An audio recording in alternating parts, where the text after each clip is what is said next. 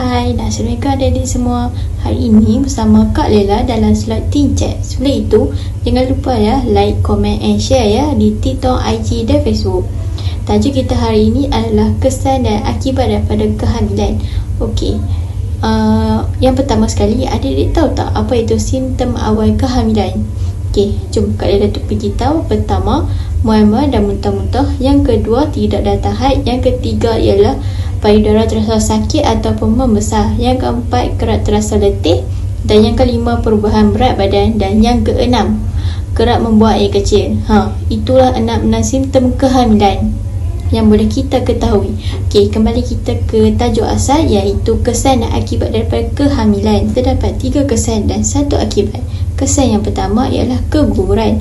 Okey, keguguran yang tidak selamat boleh mengakibatkan komplikasi kepada sistem reproduksi dan ketidaksuburan.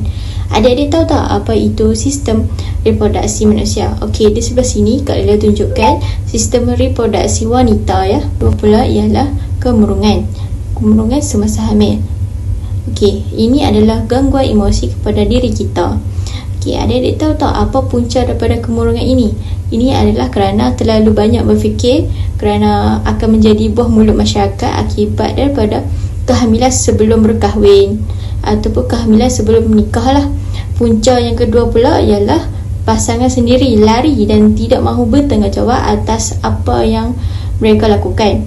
Okey, jika kemurungan yang tidak dirawat dengan betul, ia boleh membawa risiko berbahaya kepada ibu dan anak dalam kandungan tu. Okey, tadi Kak Lela bagi tahu kemurungan semasa hamil dan ada juga kemurungan selepas bersalin.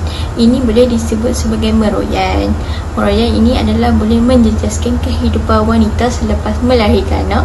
Punca daripada meroyan ini adalah terjadi apabila seseorang itu menghadapi penyakit stres setelah bersalin, seperti masalah pencernaan, tekanan darah.